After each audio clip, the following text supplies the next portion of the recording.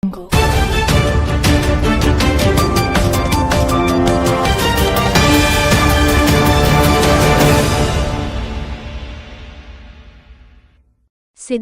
జిల్లా హుస్నాబాద్లో బీఆర్ఎస్ ఆధ్వర్యంలో గత తెలంగాణ తల్లి చిత్రపటానికి పాలాభిషేకం చేశారు. ప్రభుత్వాలు మారితే అభివృద్ధి చేయాలి కానీ ప్రజల మనోభావాలకు చెందిన అస్తిత్వాలను మార్చకూడదని బీఆర్ఎస్ నాయకులు అన్నారు. తెలంగాణ ఆడపడుచులు వైభవంగా జరుపుకునే బతుకమ్మను తెలంగాణ తల్లి విగ్రహం నుండి తొలగించడం పట్ల తీవ్ర అభ్యంతరం వ్యక్తం చేశారు. తెలంగాణ తల్లి విగ్రహాన్ని మార్చడం పట్ల ప్రజల మనోభావాలు దెబ్బతిన్నాయని ఆవేదన వ్యక్తం చేశారు.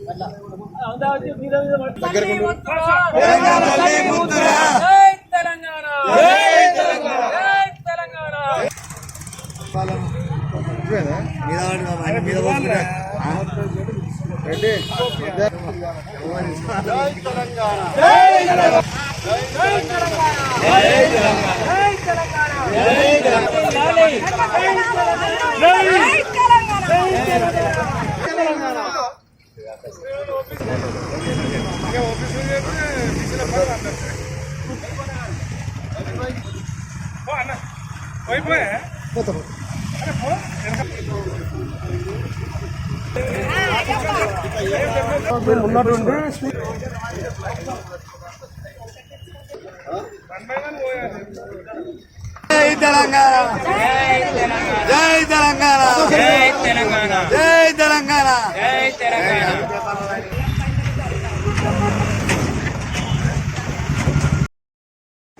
ఈరోజు హుస్నాబాద్ పట్టణంలో మరి గౌరవ వర్కింగ్ ప్రెసిడెంట్ కేటీఆర్ ఆదేశాల మేరకు మరి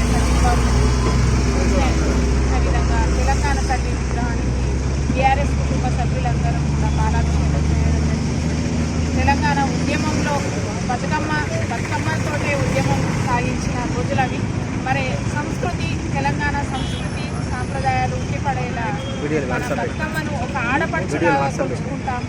మరి అలాంటి బతుకమ్మను మనమందరము కూడా ఎంతో ఆప్యాయంగా పండగ అంటే మర్చిపోయే సందర్భంలో మన తెలంగాణ ఉద్యమంలో మరి ముందుకు తీసుకొచ్చి ఇంత చక్కగా దేశ విదేశాల్లో కూడా బతుకమ్మ ప్రపంచ స్థాయిలోనే ఒక బతుకమ్మ సంబరంగా చేసుకుంటున్నాము.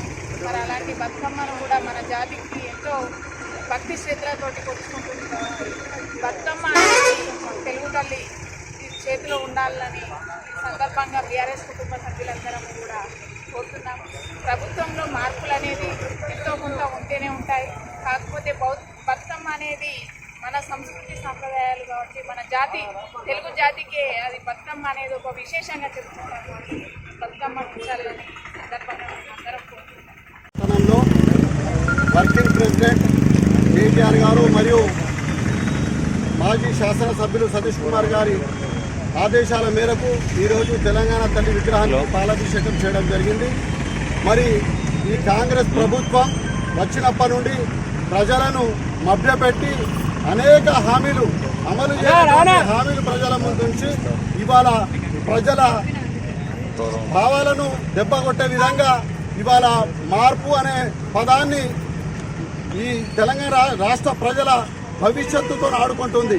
ఎందుకంటే ఒక మార్పు అనే నిదానంతో ఈ కాంగ్రెస్ పార్టీ అధికారంలోకి వచ్చింది. కానీ మరి ప్రజల మార్పు, ప్రజలు ఏ విధంగా మార్పు కోరుకున్నారు, మరి వాళ్ళు ఆర్థికంగా ఏ విధంగా ఎదగాలి, మన తెలంగాణ రాష్ట్రాన్ని ఏ విధంగా అభివృద్ధి చేయాలనే ఆకాంక్షతో వాళ్ళు కాంగ్రెస్ పార్టీని గెలిపించడం జరిగింది.